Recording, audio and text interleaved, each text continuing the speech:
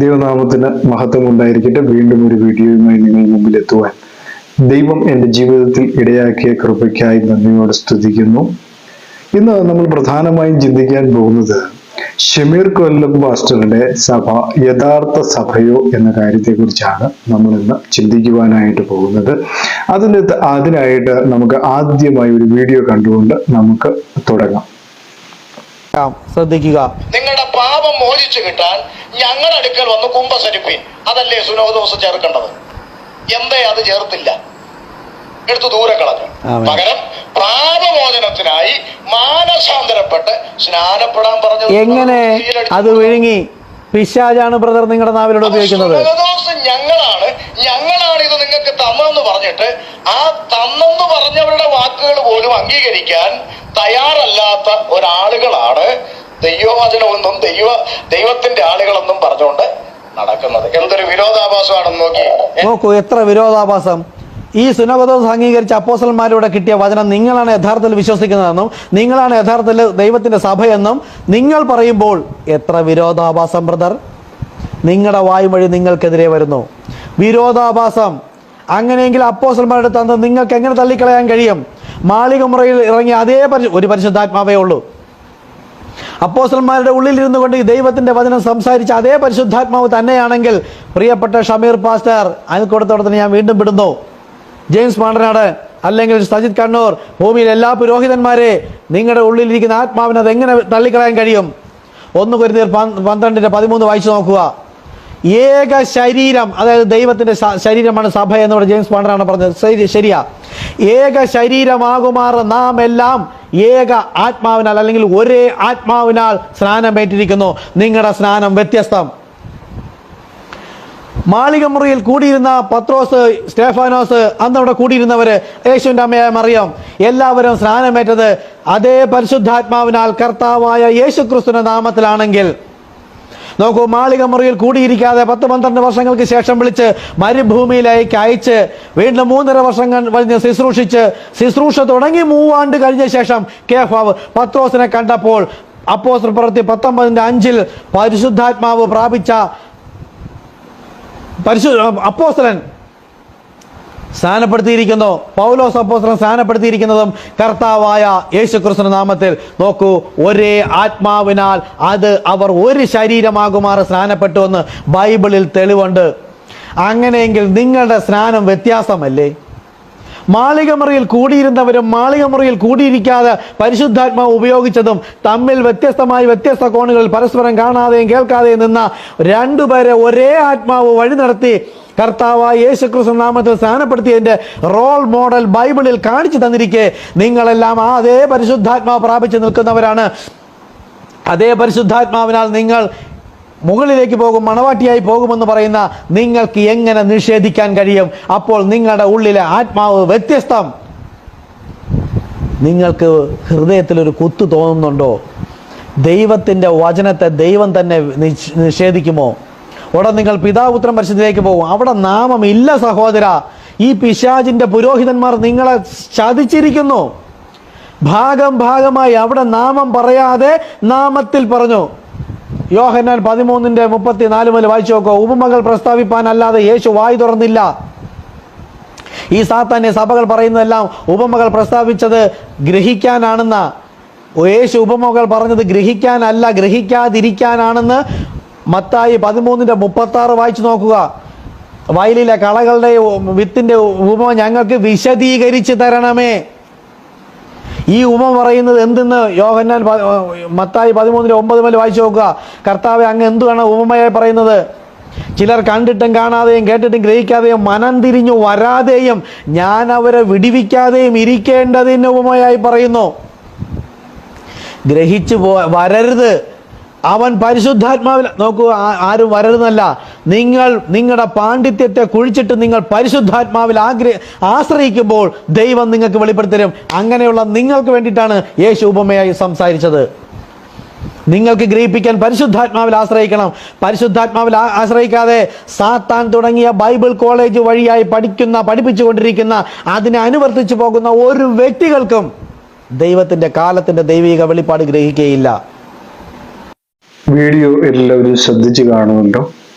ഷമീർ കൊല്ലം pastor കഴിഞ്ഞ ദിവസങ്ങളിലൊക്കെ 2, 3, 4 വീഡിയോകൾ ചെയ്തത് ഞാൻ കണ്ടു. അദ്ദേഹത്തിന്റെ സഭയാണ് യഥാർത്ഥ സഭയെന്നും അതാണ് ശരിയായ സഭയെന്നും അദ്ദേഹം അനുഷ്ഠിച്ചു പോകുന്നു എന്നും അദ്ദേഹത്തിന്റെ കൂട്ടാളികളോട് മാത്രമല്ല ലോകത്തോട് അദ്ദേഹം വിളിച്ചു പറയുന്നു, ഇതാണ് അദ്ദേഹത്തിന്റെ യഥാർത്ഥ സഭയാണ് എന്ന് പറഞ്ഞുകൊണ്ടാണ് അദ്ദേഹം മറ്റുള്ളവരെ വിമർശിക്കുകയും മറ്റുള്ളവരുടെ വീഡിയോകൾ എടുത്തുകൊണ്ട് അവരങ്ങനെ ചെയ്യുന്നു ഇങ്ങനെ ചെയ്യുന്നു എന്നുള്ള കാര്യമാണ് അദ്ദേഹം പറഞ്ഞുകൊണ്ടുവരുന്നത്. അപ്പൊ അദ്ദേഹം അതിന് ഒത്തിരി വീഡിയോകളൊക്കെ ഇടുന്നത് കണ്ടു. ഉള്ള ആളുകളുടെയൊക്കെ ഇപ്പോ രോഗശാന്തി വരപ്രാപ്തന്മാരെന്ന് പറയപ്പെടുന്ന പല ആളുകളുടെയും വീഡിയോയും ഒക്കെ എടുത്തുകൊണ്ട് അദ്ദേഹം മുന്നോട്ട് വരുന്ന കാഴ്ചയും നമ്മൾ കഴിഞ്ഞ വീഡിയോയിലൊക്കെ നമ്മൾ ശ്രദ്ധിച്ചു. അദ്ദേഹം ചെയ്ത 1.5 മണിക്കൂർ 2 മണിക്കൂറുള്ള വീഡിയോയിലൊക്കെ നമ്മളത് ശ്രദ്ധിച്ചു. പക്ഷെ അദ്ദേഹത്തിനെ കുറിച്ച് ഇപ്പോൾ ഒരു ബ്രദർ മുന്നോട്ട് വന്ന് പറഞ്ഞിരിക്കുന്ന കാര്യങ്ങൾ ശ്രദ്ധിച്ചു പോകും. അദ്ദേഹത്തിന്റെ വിശ്വാസം എന്താണ് എന്നുള്ള കാര്യത്തെക്കുറിച്ച് എല്ലാവർക്കും ബോധ്യമായി കാണുമല്ലോ. അതാണ് അദ്ദേഹത്തിന്റെ യഥാർത്ഥ സഭ. അന്ന് നമുക്ക് മനസ്സിലായല്ലോ, അതാണ് അദ്ദേഹത്തിന്റെ യഥാർത്ഥ സഭ. ദൈവവചനത്തിൽ നിന്ന് വേറിട്ട് ചിന്തിക്കുന്ന അല്ലെങ്കിൽ നിക്കിയായിൽ വിശ്വസിക്കുന്ന ഒരു സഭയാണ് അദ്ദേഹം മുന്നോട്ട് കൊണ്ടുപോകുന്നുള്ള കാര്യം മനസ്സിലായല്ലോ. അദ്ദേഹം പറയുന്നു, അവിടെ മാമോദിസയുടെ കാര്യം പറയുന്നു, അതെന്തേ ചേർക്കാഞ്ഞെന്ന് ചോദിച്ചു. ബാക്കിയെല്ലാം ഞങ്ങൾ അംഗീകരിക്കുന്നു എന്നും അദ്ദേഹം ആ വീഡിയോയിൽ മാമോദിസയുടെ കാര്യം കൂടെ കൂട്ടിച്ചേർക്കേണ്ടതായിരുന്നു എന്ന് പറഞ്ഞ് അവരെ കളിയാക്കുന്നത് കണ്ടു അല്ലെ. നിക്കിയ വിശ്വാസത്തിലുള്ളവരെയും അതുപോലെ തന്നെ എപ്പിസ്കോപ്പൽ സഭയിലുള്ളവരെയും കളിയാക്കിക്കൊണ്ടാണ് ആ വീഡിയോ ചെയ്തിരിക്കുന്നത് അദ്ദേഹം, അല്ലെങ്കിൽ ആ വീഡിയോയിൽ പറഞ്ഞിരിക്കുന്ന കാര്യം പറഞ്ഞു. അപ്പം അങ്ങനെയുള്ള അദ്ദേഹം എന്തുകൊണ്ട് 28:19 തന്നെ നിന്നുപോയി എന്നുള്ള കാര്യം നമ്മൾ ചിന്തിക്കേണ്ട ഒരു കാര്യമാണ്. അതായത് മത്തായിയുടെ സുവിശേഷം 28-ാം അധ്യായം 19-ാമത്തെ വാക്യത്തിൽ അദ്ദേഹം സ്റ്റക്കായി പോയി, അദ്ദേഹം അവിടെ നിന്നുപോയി. അതായത് ആകയാൽ നിങ്ങൾ പുറപ്പെട്ട് പിതാവിന്റെയും പുത്രന്റെയും പരിശുദ്ധാത്മാവിന്റെയും നാമത്തിൽ സ്നാനം കഴിപ്പിച്ചു എന്ന് പറഞ്ഞപ്പോൾ അദ്ദേഹം വിചാരിച്ചത് അവിടെ 3 വ്യക്തികളുണ്ട്, ആ വ്യക്തികളുടെ നാമത്തിലാണ് സ്നാനം എന്നാണ് അദ്ദേഹം വിശ്വസിച്ച് വെച്ചിരിക്കുന്നത്. അദ്ദേഹം അവിടം വരെ വായിച്ചിട്ടുള്ളൂ. ഇനിയിപ്പം അപ്പോസ്തല പ്രവൃത്തികളിലെ സ്നാനം വേറെയാണെന്ന് അദ്ദേഹം പറയും. അപ്പോസ്തല പ്രവൃത്തികൾ 2:38 വായിക്കുന്ന ഇങ്ങനെയാണ്, പത്രോസ് അവരോട്, നിങ്ങൾ മാനസാന്തരപ്പെട്ട് നിങ്ങളുടെ പാപങ്ങളുടെ മോചനത്തിനായി ഓരോരുത്തരും യേശു ക്രിസ്തുവിന്റെ നാമത്തിൽ സ്നാനമേൽപ്പീൻ, എന്നാൽ പരിശുദ്ധാത്മാവ് എന്ന ദാനം ലഭിക്കുമെന്ന് അവിടെ വ്യക്തമായിട്ട് രേഖപ്പെടുത്തിയിരിക്കുന്നു. അപ്പൊ 28:19 സ്നാനമാണ് വ്യക്തമായ സ്നാനമെന്നാണ് അദ്ദേഹം വിശ്വസിച്ച് വെച്ചിരിക്കുന്നത്. കാരണം അപ്പോസ്തലന്മാർക്ക് ഉണർവുണ്ടായ കാര്യമൊന്നും അദ്ദേഹം അറിഞ്ഞില്ല. അദ്ദേഹം ഉണർവിനെയൊക്കെ ഇപ്പൊ ആക്ഷേപിക്കുന്നുണ്ട്. കാരണം ഇപ്പൊ എല്ലാ സഭകളും ഉണർവിലേക്ക് പോയിക്കൊണ്ടിരിക്കുകയാണ്, പലരും IPC മുതലായ എല്ലാ സഭകളും. കാരണം അപ്പോൾ അദ്ദേഹത്തിന് ആ ഉണർവൊന്നും താല്പര്യമില്ല, അദ്ദേഹത്തിന് തീർത്തും താല്പര്യമില്ലാത്തതുകൊണ്ടായിരിക്കും അദ്ദേഹം ഉണർവിനെ വിമർശിക്കുന്നതായിട്ടും ഞാൻ ആ വീഡിയോയിൽ ശ്രദ്ധിച്ചപ്പോൾ എനിക്ക് കാണുവാനായിട്ട് കഴിഞ്ഞു എന്നുള്ളതാണ്. അപ്പം ഉണർവ് എന്ന് പറയുമ്പോൾ തന്നെ അനേകർ വിടുവിക്കപ്പെടുവാനാണ്, രക്ഷിക്കപ്പെടുവാനാണ്, ഇതൊക്കെ ഉണർവുകൾ ഉണ്ടാവും, ഇല്ലെന്നൊന്നുമല്ല. ഒത്തിരി ഉണർവുകൾ നമ്മുടെ വിശുദ്ധ അതായത് ഈ ലോകത്ത് നമ്മൾ ചിന്തിക്കുമ്പോഴത്തേക്കും ദൈവത്താൽ നീതീകരിക്കപ്പെട്ട പല വിശുദ്ധന്മാരും ആ ഉണർവിന് ഭാഗമായിട്ടുണ്ട്. പല ചരിത്രങ്ങളും നമ്മൾ പഠിക്കുമ്പോൾ ഭാഗമായിട്ടുണ്ട്. അപ്പൊ അദ്ദേഹം അതൊന്നും വലിയ കാര്യമായിട്ട് എടുക്കുന്നില്ല. അദ്ദേഹം ദൈവവചനത്തിന്റെ അടിസ്ഥാനമായിട്ടൊന്നും അല്ല, അദ്ദേഹം എവിടെ നോക്കിയോ കുറെ സിദ്ധാന്തങ്ങൾ കൂട്ടി വെച്ച ഒരു സഭയാണ് അദ്ദേഹത്തിന്റെ സഭ എന്ന് പറയുന്നത്. അപ്പൊ അദ്ദേഹം ഇപ്പോഴും എന്ത് ചെയ്യുന്നില്ല, ഈ 28:19 അദ്ദേഹം സ്റ്റക്കായി നിൽക്കുന്നു എന്നുള്ളതാണ്. പത്രോസ് പറഞ്ഞ കാര്യം അദ്ദേഹം ശ്രദ്ധിക്കുന്നില്ല. കാരണം അപ്പോസ്തലന്മാരാൽ പണിയപ്പെട്ടു വരുന്നതാണ് സഭ അല്ലെ. സഭ അപ്പോസ്തലന്മാർ, പ്രവാചകന്മാർ, ഇടയന്മാർ, ഉപദേഷ്ടാക്കന്മാർ എന്ന അടിസ്ഥാനത്തിന്മേലാണ് സഭ പണിതു വരുന്നത്. അപ്പൊ അദ്ദേഹത്തിന്റെ സഭയിൽ അപ്പോസ്തലന്മാർ പഠിപ്പീരുകളില്ല, അപ്പോസ്തലന്മാർ പറഞ്ഞതില്ല. അപ്പോസ്തലന്മാർ പറഞ്ഞത് അദ്ദേഹം അംഗീകരിക്കുന്നില്ല. അതാണ് അപ്പോസ്തല പ്രവൃത്തികൾ 2:38 പറഞ്ഞ കാര്യം അദ്ദേഹം ഇന്നുവരെ അംഗീകരിച്ചിട്ടില്ല. അദ്ദേഹത്തിന് സ്നാനത്തിന്റെ കാര്യത്തെക്കുറിച്ചൊന്നും അദ്ദേഹത്തിന് ബോധ്യമില്ല. അദ്ദേഹം വിശ്വസിക്കുന്നത് 3 വ്യക്തികൾ കൂടിയ ദൈവം എന്നാണ്. ഇതിനു മുമ്പ് ഞാൻ ഒരു വീഡിയോ ഇതിനെപ്പറ്റി ചെയ്തായിരുന്നു. സാജു എന്ന് പറയുന്ന ഒരു ബ്രദറുമായി ഇദ്ദേഹം സംസാരിക്കുന്നത്, അദ്ദേഹം സ്നാന സമയത്ത് 3 പേരെ കണ്ടു എന്ന് പറഞ്ഞുകൊണ്ട്, യേശു ക്രിസ്തുവിന്റെ സ്നാനത്തിന്റെ സമയത്ത് 3 പേരെ കണ്ടെന്നും പറഞ്ഞുകൊണ്ട് അദ്ദേഹത്തോടൊപ്പം ചെയ്യുന്ന ഒരു വീഡിയോ നമ്മൾ ശ്രദ്ധിച്ചിരുന്നു. അപ്പൊ അതുകൊണ്ട് തന്നെ അദ്ദേഹം വിശ്വസിക്കുന്ന 3 പേരുണ്ടെന്നാണ്. അദ്ദേഹം പഴയ നിയമത്തിൽ വായിച്ചിട്ടില്ല, യഹോവ തന്നെ പറയുന്നു എന്നിൽ മറ്റൊരുത്തൻ ഇല്ല എന്ന് പറയുമ്പോൾ തന്നെ അദ്ദേഹം പറയുന്നു 3 പേർ കൂടിയതാണ്. കാരണം ഈ മത്തായിയുടെ സുവിശേഷം 28:19 എഴുതിയിട്ടുണ്ടല്ലോ, പിതാവിന്റെയും പുത്രന്റെയും പരിശുദ്ധാത്മാവിന്റെ നാമത്തിലുള്ള സ്നാനം കഴിപ്പീൻ എന്ന് പറഞ്ഞിട്ടുണ്ടല്ലോ എന്നാണ് അദ്ദേഹം പറയുന്നത്. അതിനുശേഷം പത്രോസ് അപ്പോസ്തലന് വെളിപ്പാടുണ്ടായിരുന്നു. വെളിപ്പാടൂടെ വായിക്കണം ഇടയ്ക്ക്. ശമീർ കൊല്ലം പാസ്റ്റർ ഇടയ്ക്ക് അതൊക്കെ ഒന്ന് വായിക്കണം. അവിടെ എഴുതിയിരിക്കുന്നത് ഇങ്ങനെയാണ്. അപ്പോസ്തല പ്രവൃത്തി 2:38 പത്രോസ് അവരോട് നിങ്ങൾ മാനസാന്തരപ്പെടും, നിങ്ങളുടെ പാപങ്ങളുടെ മോചനത്തിനായി ഓരോരുത്തരും യേശു ക്രിസ്തുവിന്റെ നാമത്തിൽ സ്നാനമേൽപ്പീൻ. അപ്പൊ പിതാവിന്റെയും പുത്രന്റെയും പരിശുദ്ധാത്മാവിന്റെയും നാമം ഏതാണെന്ന് ശമീർ കൊല്ലം പാസ്റ്റർക്ക് ഇതുവരെയും അറിയത്തില്ല. അദ്ദേഹം ഇതുവരെയും മനസ്സിലാക്കിയിട്ടില്ല. അദ്ദേഹം പറയുന്നു പിതാവ് സെപ്പറേറ്റ് ആണ്, പുത്രന് സെപ്പറേറ്റ് ആണ്, പരിശുദ്ധാത്മാവ് സെപ്പറേറ്റ് ആയ ആൾക്കാരാണ്, 3 വ്യക്തികളാണ് എന്നുള്ള കാര്യമാണ് അദ്ദേഹം വിശദീകരിക്കുന്നത്. അപ്പൊ നമ്മൾ വീണ്ടും ചിന്തിക്കുമ്പോൾ എഫേസ്യരുടെ പുസ്തകം 4-ാം അധ്യായം 4-ാം വാക്യത്തിലേക്ക് നമ്മൾ പോകുമ്പോൾ എഫേസ്യരുടെ പുസ്തകം 4:4 നമ്മൾ വായിക്കുമ്പം അവിടെ കാണുന്ന ഒരു കാര്യമുണ്ട്. അദ്ദേഹം അതും വായിച്ചിട്ടില്ല എന്നാണ് എനിക്ക് തോന്നുന്നത്. അദ്ദേഹത്തിന് അതിനെക്കുറിച്ച് കാര്യമായ അറിവില്ല എന്ന് എനിക്ക് തോന്നുന്നു. കാരണം 4:4 നമ്മൾ വായിക്കുന്നത് ഇങ്ങനെയാണ്: നിങ്ങളെ വിളിച്ചപ്പോൾ ഏക പ്രത്യാശയ്ക്കായി നിങ്ങളെ വിളിച്ചതുപോലെ ശരീരം ഒന്ന്, ആത്മാവ് ഒന്ന്, കർത്താവ് ഒരുവൻ, വിശ്വാസം ഒന്ന്, സ്നാനം ഒന്ന്, എല്ലാവർക്കും മീതെ ഉള്ളവനും എല്ലാവരും കൂടി വ്യാപരിക്കുന്നവനും എല്ലാവരിലും ഇരിക്കുന്നവനുമായി എല്ലാവർക്കും ദൈവവും പിതാവുമായവൻ ഒരുവൻ. അദ്ദേഹം അത് വായിച്ചിട്ടില്ല. അതുകൊണ്ടാണ് പറഞ്ഞേക്കുന്നത് എല്ലാം ഒരുവനാണ് എന്നാണ് അവിടെ മൂവരാണ് എന്ന് അവിടെ രേഖപ്പെടുത്തിയിട്ടില്ല. അപ്പൊ അങ്ങനെ മൂവരാണെന്ന് വിശ്വസിക്കുന്നവരുടെ കൂട്ടത്തിലുള്ളതാണ് ശമീർ കൊല്ലം പാസ്റ്റർ. അദ്ദേഹമാണ് ഈ പറയുന്ന ആൾക്കാരെ വിമർശിക്കാനായിട്ട് 2-3 മണിക്കൂറുകളുള്ള വീഡിയോകളിട്ട് അദ്ദേഹം സ്വയം നന്നാവുകയാണ്. അദ്ദേഹം സ്വയം നല്ലവനാണ് എന്ന് കാണിക്കുകയാണ്. മനസ്സിലായില്ലേ? അത് നമ്മൾ മനസ്സിലാക്കേണ്ട ഒരു കാര്യമാണ്. അദ്ദേഹം സ്വയം നല്ലവനാണെന്ന് അദ്ദേഹം കാണിക്കുകയാണ്. അദ്ദേഹം ദൈവത്തിന്റെ അടുത്തോട്ട് വന്ന ആളാണ് എന്ന് സ്വയം പ്രഖ്യാപിച്ചുകൊണ്ടാണ് അദ്ദേഹം ഇതെല്ലാം ചെയ്യുന്നത്. അപ്പൊ അദ്ദേഹത്തിന്റെ ഭാഗത്ത് തെറ്റുകൾ അദ്ദേഹം നോക്കുന്നില്ല, അദ്ദേഹത്തിന്റെ ഭാഗത്ത് തെറ്റുകളില്ല എന്ന് പറഞ്ഞുകൊണ്ടാണ് അദ്ദേഹം വിമർശിക്കുന്നത്. ഇപ്പൊ ഞാൻ ചെയ്യുന്നു എങ്കിലും, കാരണം ഇത് കുറെ ദിവസങ്ങളായി ഇദ്ദേഹം ഇതിൽ തന്നെ പിടിക്കാൻ തുടങ്ങിയിട്ട്. അപ്പൊ അദ്ദേഹത്തിന്റെ തെറ്റുകൾ നോക്കാതെയാണ് ഈ വീഡിയോകൾ ചെയ്യുന്നു എന്നുള്ള കാര്യം അദ്ദേഹം ഓർത്താൽ നല്ലത്. അതുകൊണ്ട് അദ്ദേഹത്തിന് ഓർമ്മപ്പെടുത്താൻ വേണ്ടിയാണ് ഞാൻ ഈ വീഡിയോ ചെയ്തത്. അപ്പോൾ അവിടെ വളരെ വ്യക്തമായിട്ട് എഴുതിയിട്ടുണ്ട് 4-ാം വാക്യത്തിൽ, നിങ്ങളെ വിളിച്ചപ്പോൾ ശമീർ കൊല്ലം പാസ്റ്ററെ നിങ്ങളെ വിളിച്ചപ്പോൾ ഇങ്ങനെയാണ് വിളിച്ചിരിക്കുന്നത്. നിങ്ങൾ ആലോചിക്കേണ്ട ഒരു കാര്യമാണ്. ശരീരം ഒന്ന്, ആത്മാവ് ഒന്ന്, കർത്താവ് ഒരുവൻ, വിശ്വാസം ഒന്ന്, സ്നാനം ഒന്ന്, എല്ലാവർക്കും മീതെ ഉള്ളവനും എല്ലാവരും കൂടി വ്യാപരിക്കുന്നവനും എല്ലാവരിലും ഇരിക്കുന്നവനുമായി എല്ലാവർക്കും ദൈവവും പിതാവുമായവൻ ഒരുവൻ എന്നാണ് അവിടെ രേഖപ്പെടുത്തിയിരിക്കുന്നത്. അപ്പൊ എല്ലാവരിലും ഇരിക്കുന്ന പരിശുദ്ധാത്മാവ് ഒരാളാണ്. അതുപോലെ തന്നെ എന്താണ്, കർത്താവ് ഒരുവനാണ്. കർത്താവാണ് ഏക മധ്യസ്ഥൻ എന്ന് പറയാറുണ്ട്. അത് 2ാമത്തെ വ്യക്തിയാണെന്നായിരിക്കും ശമീർ കൊല്ലം പാസ്റ്റർ ധരിച്ചു വെച്ചിരിക്കുന്നത്.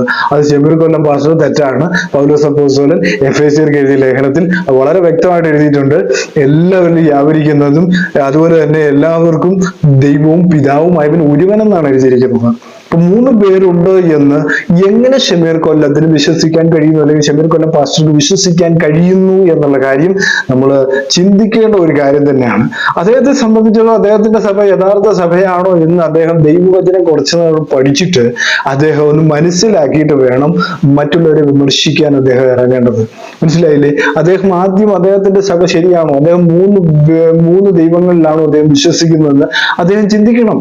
അദ്ദേഹം ചിന്തിക്കേണ്ട കാലം എത്രയോ അടുത്തിരിക്കുന്നു. ശമീർ കൊല്ലം പാസ്റ്ററെ, ഈ വാക്യങ്ങളൊക്കെ വളരെ വ്യക്തമായിട്ട് താങ്കളുടെ മുമ്പിൽ ഉണ്ടെങ്കിലും, നിങ്ങളുടെ ഫ്രണ്ടാണെന്ന് നിങ്ങൾ വലിയ സ്നേഹിക്കുന്ന ഒരു പാസ്റ്റർ ആണല്ലോ അനീഷ് കാവാലം പാസ്റ്റർ.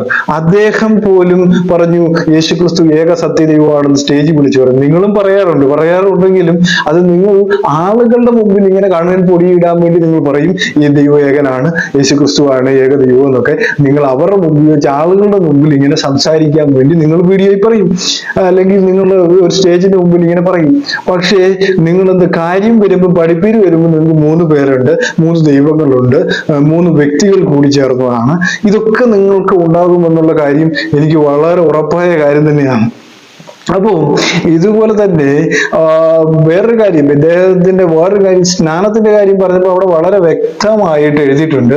5-ാമത്തെ വാക്യത്തിൽ കർത്താവ് ഒരുവൻ, വിശ്വാസം ഒന്ന്, സ്നാനം ഒന്ന്. 3 പേർ കൂടിയ സ്നാനമാണോ? അല്ല, ഏക സ്നാനമേ ഉള്ളൂ. ഏത് നാമത്തിലാണ്? പിതാവിന്റെയും പുത്രന്റെയും പരിശുദ്ധാത്മാവിന്റെ നാമം ഏതാണ് എന്ന് ഷമീർ കൊല്ലം പാസ്റ്റർക്ക് ഇതുവരെ മനസ്സിലായിട്ടില്ല. അത് യേശു ക്രിസ്തുവിന്റെ നാമമാണ്. പിതാവിന്റെയും പുത്രന്റെയും പരിശുദ്ധാത്മാവിന്റെ നാമം ഏതാണ്? യേശു ക്രിസ്തുവിന്റെ നാമമാണ്. അതറിയത്തില്ല. പഴയ നിയമത്തിൽ യഹോവ എന്ന നാമം സ്വീകരിച്ച് വീണ്ടെടുക്കുവാൻ വേണ്ടി, പുതിയ നിയമത്തിൽ അവനൊരു നാമം, പാപങ്ങളിൽ നിന്ന് വീണ്ടെടുക്കുവാൻ, അവൻ ജനത്തെ അവന്റെ പാപങ്ങളിൽ നിന്ന് വീണ്ടെടുക്കുവാൻ ഒരു നാമം അവൻ തെരഞ്ഞെടുത്തു. ആ നാമത്തിന്റെ പേര് യേശു ക്രിസ്തു എന്നാണ്. ആ നാമമാണ് ഇവിടെ പറഞ്ഞിരിക്കുന്നത്. ആ നാമത്തിലുള്ള സ്നാനത്തെ കുറിച്ചാണ് അപ്പോസ്തലനായ പത്രോസ് 2:38 വിശദീകരിച്ചു. ആ നാമത്തിലേ ഉള്ളൂ പരിശുദ്ധാത്മാവ് ലഭിക്കത്തുള്ളതെന്ന് വളരെ വ്യക്തമായിട്ട് രേഖപ്പെടുത്തിയത് അങ്ങ് കണ്ടില്ല. അങ്ങ് കാണാതെ പോയത് എന്റെ വിഷയമല്ല പക്ഷേ, അല്ലേ? അങ്ങ് കാണാതെ പോയി ആ ഭാഗം. അങ്ങ് കണ്ടത് എന്താണ്? അങ്ങ് വിചാരിച്ചു പിതാവിന്റെയും പുത്രന്റെയും പരിശുദ്ധാത്മാവിന്റെ 3 പേർ കൂടിയവരുടെ നാമത്തിൽ സ്നാനപ്പെട്ടാലേ എന്ത് ചെയ്യാൻ പറ്റത്തുള്ളൂ, പരിശുദ്ധാത്മാവ് ലഭിക്കത്തുള്ളൂ. അവിടെ ഉണർവുണ്ടായപ്പോൾ, അതെ, ആദ്യത്തെ ഉണർവുണ്ടായി അവർക്ക്. ആദ്യത്തെ പെന്തിക്കോസ്ത് നാളിലൂടെ ഉണർവുണ്ടായപ്പോൾ അവർക്ക് അവര് പത്രോസ് അവരോട് പറഞ്ഞു, നിങ്ങൾ മാനസാന്തരപ്പെട്ട് നിങ്ങളുടെ പാപങ്ങളുടെ മോചനത്തിനായി ഓരോരുത്തരും യേശുക്രിസ്തുവിന്റെ നാമത്തിൽ സ്നാനമേൽപ്പീൻ. വളരെ ശ്രദ്ധിക്കേണ്ട ഒരു കാര്യമാണ് അത്. പത്രോസ് വേറെ ഒരിടത്തുനിന്ന് കൊണ്ടൊന്നുമല്ല. അവൻ ഉണർവുണ്ടായപ്പോൾ, അവൻ പരിശുദ്ധാത്മാവ് വരം ലഭിച്ചപ്പോൾ അവൻ വിളിച്ചു പറഞ്ഞു, യേശുക്രിസ്തുവിന്റെ നാമത്തിലാണ് സ്നാനമേൽക്കേണ്ടതെന്ന്. അത് വിശ്വസിക്കാൻ കഴിയാത്ത താങ്കളാണോ ഇവരെയെല്ലാം പഠിപ്പിക്കാനും വിമർശിക്കാനും ചെല്ലുന്നത്? വളരെ കഷ്ടമാണ് ഷമീർ കൊല്ലം പാസ്റ്റർ, വളരെ കഷ്ടം എന്നുള്ള കാര്യം ഞാനിവിടെ ഓർപ്പിച്ചു കൊള്ളട്ടെ. അതിന്റെ പിന്നോട്ട് നമ്മൾ വായിക്കുമ്പോൾ, അതിന് മുന്നോട്ട് 2:41 വാക്യത്തിൽ അതിനകത്ത് എഴുതിയിരിക്കുന്ന അവന്റെ വാക്ക് കൈക്കൊണ്ടവർ. ആരുടെ വാക്ക് കൈക്കൊണ്ടവർ? പത്രോസിന്റെ വാക്ക് കൈക്കൊണ്ടവർ. പത്രോസിന്റെ വാക്ക് കൈക്കൊണ്ടവർ എന്ത് ചെയ്തു? സ്നാനമേറ്റു. 3000-ഓളം പേർ അവരോട് ചേർന്നു എന്ന് അവിടെ വളരെ വ്യക്തമായിട്ട് രേഖപ്പെടുത്തിയിട്ടുണ്ട്. എന്നിട്ടാണ് താങ്കൾ എപ്പിസ്കോപ്പൽ സഭയുടെ സ്നാനം ശരിയാണ് എന്ന് പറഞ്ഞുകൊണ്ട് താങ്കൾ ആ വീഡിയോയിൽ പറയുന്നത്. വളരെ വ്യക്തമായിട്ട് നിങ്ങൾ അതിനകത്ത് പറയുന്നത് കേൾക്കാം, അല്ലേ? മറ്റേവിടെ അത് ചേർക്കേണ്ടതായിരുന്നു, കുംഭസാരത്തിന്റെ കാര്യം കൂടെ ചേർക്കേണ്ടതായിരുന്നു. അപ്പൊ നിങ്ങൾ പലരെയും വിമർശിക്കുമ്പോൾ നിങ്ങളുടെ ഭാഗത്തെ തെറ്റുകൂടി നിങ്ങൾ ശോധന ചെയ്യുന്ന വളരെ നന്നായിരിക്കും ഷമീർ പാസ്റ്റർ. എല്ലാവർക്കും കുറ്റങ്ങളും കുറവുകളും ഉണ്ട്, ഇല്ലെന്നൊന്നുമല്ല. എല്ലാവർക്കും കുറ്റങ്ങളും കുറവുകളും ഉണ്ട്. നിങ്ങൾ എല്ലാം തികഞ്ഞെന്നല്ല അതിന്റെ അർത്ഥം. നിങ്ങൾ കർത്താവിനെ വിശ്വസിച്ചു അല്ലെങ്കിൽ യേശു ക്രിസ്തുവിൽ വന്നു എന്ന് പറഞ്ഞാൽ എല്ലാം തികഞ്ഞു എന്നല്ല അതിന്റെ അർത്ഥം. അതാണ് നിങ്ങളുടെ ഏറ്റവും വലിയൊരു പ്രത്യേകത എന്ന് പറയുന്നത്. ഇന്ന് പെന്തിക്കോസ്ത് സമൂഹത്തിന് പറ്റിയിരിക്കുന്ന ഒരു വലിയ തെറ്റതാണ്, ഞങ്ങളെല്ലാം തികഞ്ഞു, ഞങ്ങൾ വിശുദ്ധിയിൽ ജീവിക്കുന്നവർ എന്നൊരു ചിന്ത നിങ്ങളെ ഭരിച്ചു തുടങ്ങി. അതാണ് നിങ്ങളുടെ തകർച്ചയ്ക്ക് കാരണമെന്ന് പറയുന്നത്. അത് വേറെ ആരുടെയും തെറ്റല്ല, നിങ്ങളുടെ തെറ്റ് തന്നെയാണ്. നിങ്ങളെ പറ്റി ലോകം അത് തന്നെയാണ് പറയുന്നത്, നിങ്ങൾ വിശുദ്ധിയിൽ ജീവിക്കുന്നവരാണ്. അത് നിങ്ങളെ തന്നെ പറഞ്ഞ് അങ്ങനെ ആക്കി. കാരണം ദൈവത്തിന്റെ ദാനമായ വിശുദ്ധിയെ കുറിച്ച് നിങ്ങൾ സ്വയം പറഞ്ഞു നിങ്ങൾ വിശുദ്ധിയിലും വേർപാടിലും ജീവിക്കുന്നവരാണ് എന്ന് സ്വയം നിങ്ങളെ തന്നെ പറഞ്ഞ് നിങ്ങൾ അഭിമാനിച്ചുകൊണ്ടിരിക്കുകയാണ്. നിങ്ങളുടെ ഭാഗത്ത് തെറ്റുകളൊന്നും നിങ്ങൾ നോക്കുന്നില്ല. അതാണ് നിങ്ങളുടെ ഏറ്റവും വലിയ പ്രശ്നം എന്ന് പറയുന്നത്. അതവിടെ നിന്നോട്ടെ. അതുപോലെ തന്നെ നിങ്ങളുടെ ഒരു വലിയ പ്രത്യേകത, നിങ്ങൾ ശ്രദ്ധിക്കേണ്ട ഒരു കാര്യം, അവർ അപ്പോസ്തലന്മാർ ഉപദേശം കേട്ടു, കൂട്ടായ്മ ആചരിച്ച് അപ്പം നുറുക്കിയും പ്രാർത്ഥന കഴിച്ചും പോന്നു എന്നവിടെ എഴുതിയിരിക്കുന്നു. നിങ്ങളുടെ സഭയിൽ വരുന്നവർ, നിങ്ങൾ കഴിഞ്ഞ പ്രാവശ്യങ്ങളിൽ നിങ്ങളുടെ വീഡിയോയിൽ നിങ്ങൾ എഴുതിയിരിക്കുന്നത് കണ്ടു, നിങ്ങൾ ആഭരണം ഉപയോഗിക്കുന്നവർക്ക് കത്രിമേശ കൊടുക്കത്തില്ല. അത് എവിടെയാണ് കർത്താവ് പറഞ്ഞിട്ടുണ്ടോ? നിങ്ങൾ ആഭരണം ഊരിയിട്ട് വേണം കർത്താവിന്റെ മേശയിൽ പങ്കാളിയാണ്. ഇവിടെ അങ്ങനെയൊന്നും എഴുതിയിട്ടില്ല. ഇവിടെ അപ്പോസ്തലൻ അങ്ങനെ ഒരു കാര്യം പറഞ്ഞിട്ടില്ല. ആഭരണം ഉപയോഗിച്ച് വേണം, വെള്ള ഡ്രസ്സ് ധരിച്ചിട്ട് വേണം എടുക്കാനായിട്ട്, അല്ലേ? അത് എനിക്ക് തോന്നുന്നു അനീഷ് കാവാലം പാസ്റ്ററിന്റെ സഭയിലും ആ ഒരു പഠനമുണ്ട്. ആ പഠനമുണ്ട്. അപ്പം ഇവിടെ അങ്ങനെയൊന്നും എഴുതിയിട്ടില്ല. ആഭരണം ഊതിയിട്ട് വേണം കത്രിമേശ എടുക്കാനായിട്ട്. ഇതൊക്കെയാണ് നിങ്ങളുടെ പഠിപ്പ് രീതികളിലെ വളരെയധികം തെറ്റിദ്ധാരണകൾ. നിങ്ങളുടെ പഠനത്തിലെ തെറ്റിദ്ധാരണകൾ കൊണ്ടാണ് പല ആളുകളും അത് ഇട്ടേച്ച് പോയത്, വെള്ള ഡ്രസ്സ് ഇടണമെന്ന്. എവിടെയാണ് ഇതൊക്കെ പറഞ്ഞിരിക്കുന്നത്? നമ്മൾ ആ ഭാഗമൊക്കെ മുന്നോട്ട് വായിക്കണം. പലപ്പോഴും ആ ഭാഗങ്ങളൊക്കെ നമ്മൾ വായിച്ചെങ്കിലേ അതിനെക്കുറിച്ച് നമുക്ക്, കർത്താവ് ഹൃദയങ്ങളെ ശോധന ചെയ്യുവാനാണ്. പുറമേ ഉള്ളത് നോക്കുന്നതിനല്ല. വെള്ള ഡ്രസ് ഇട്ടും ആഭരണം ഊരിയിട്ട് വന്നാലും കർത്തൃമേശ എടുക്കുന്നൊന്നും കർത്താവ് ശ്രദ്ധിക്കുന്നില്ല. കർത്താവ് നിങ്ങളുടെ ഹൃദയങ്ങളെ, നിങ്ങളുടെ പ്രവൃത്തികളെയാണ് പരിശോധന ചെയ്യുന്നത്. പ്രവൃത്തിയില്ലാത്ത വിശ്വാസം ചത്തതാണെന്ന് ദൈവവചനം വളരെ വ്യക്തമായിട്ട് പഠിപ്പിക്കുന്നു ശമീർ പാസ്റ്ററെ. അതുകൊണ്ട് നിങ്ങൾ എത്ര വിശ്വസിച്ചത് പറഞ്ഞാലും നിങ്ങളുടെ പഠിപ്പീരുകൾ യഥാർത്ഥ സഭയാണോ എന്നുള്ള കാര്യം ജനങ്ങൾ ശോധന ചെയ്യുന്നുണ്ട്. നിങ്ങൾ ഓരോ വീഡിയോ ഇട്ട് നിങ്ങളിങ്ങനെ നീതിമാനായി തീർന്നാൽ ഒരിക്കലും രക്ഷയില്ല. കാരണം നിങ്ങളുടെ സ്വന്തമല്ല ഈ നീതി പ്രവൃത്തികൾ. നിങ്ങളിൽ ഒരുവൻ ഇരുന്നു കൊണ്ട് ദൈവത്തിന്റെ പരിശുദ്ധാത്മാവ് നിങ്ങളിൽ ഇരുന്ന് നീതി പ്രവൃത്തി ചെയ്തെങ്കിലേ നിങ്ങൾക്ക് നീതി ചെയ്യാൻ കഴിയുകയുള്ളൂ. നിങ്ങൾ പാപത്തിന്റെ കീഴിലുള്ള മനുഷ്യൻ തന്നെയാ. നിങ്ങളിൽ വ്യത്യാസമൊന്നും തന്നെയില്ല. നിങ്ങളിൽ എന്നും യാതൊരു വ്യത്യാസങ്ങളുമില്ല. ദൈവത്തിന്റെ പരിശുദ്ധാത്മാവ് ഉള്ളത് കൊണ്ടാണ് ഞാനും നിങ്ങളൊന്നും പാപം ചെയ്യാതിരിക്കുന്നത്. ആ കാര്യം നിങ്ങൾ മറന്നു പോകരുത് ശമീർ പാസ്റ്ററെ. അതുകൊണ്ട് ഞാൻ അതിനെപ്പറ്റി ദീർഘിക്കുന്നില്ല. അപ്പോ ഈ കർത്തൃമേശയുടെ കാര്യത്തിലും നിങ്ങളുടെ പഠനം വളരെ തെറ്റാണെന്നുള്ള കാര്യം വളരെ വ്യക്തമാണ്. ഒരു കൂട്ടായ്മ ആഭരണങ്ങൾ ഒഴിവെച്ചു, അവരുള്ളതൊക്കെ അവിടെ കൊടുത്തു എന്ന് രേഖപ്പെടുത്തിയിട്ടുണ്ട്. അവർ കർത്താവിനെയാണ് കൂടുതലായി സ്നേഹിക്കുന്നത്. അവർക്കുള്ളതിനേക്കാൾ കൂടുതൽ അവർ കർത്താവിനെയാണ് സ്നേഹിച്ചു എന്ന് അതിന്റെ അർത്ഥം. അല്ലാതെ വെള്ള ഡ്രസ് ഇട്ടു ആഭരണം ഒഴിവെച്ചു എന്നല്ല അതിന്റെ അർത്ഥം. അവർ ഏറ്റവും കൂടുതൽ കർത്താവിനെ സ്നേഹിക്കുന്നു എന്നുള്ളതാണ്. അവരുടെ ആഭരണങ്ങളെക്കാൾ അവർ കർത്താവിനെ സ്നേഹിക്കുന്നു എന്നുള്ള കാര്യമാണ് അവിടെ ചേർത്ത് വെച്ചിരിക്കുന്നത്. അല്ലാതെ നിങ്ങൾ ഉദ്ദേശിക്കുന്ന പോലെ വെള്ള ഡ്രസ്സും ആഭരണം ഊരിച്ച് കർത്തൃമേശ എടുക്കണം എന്നുള്ള ഒരു നിയമം ഉണ്ടാക്കി വെക്കുകയായിരുന്നില്ല അവരവിടെ ചെയ്തത്. ഇതൊക്കെ നിങ്ങൾ ശോധന ചെയ്യേണ്ട കാലം എത്രയോ അടുത്തിരിക്കുന്നു ശമീർ പാസ്റ്ററെ. അതുകൊണ്ട് ഈ വചനങ്ങൾ എല്ലാവരും കേട്ട് എല്ലാവർക്കും അനുഗ്രഹപ്രദമായെങ്കിൽ ഞാനിവിടെ നിർത്തുകയാണ്. ഈ വീഡിയോകൾ തുടർന്ന് കാണുവാൻ ആഗ്രഹിക്കുന്നവർ ഇത് ലൈക്ക് ചെയ്യുക, സബ്സ്ക്രൈബ് ചെയ്യുക. God bless you.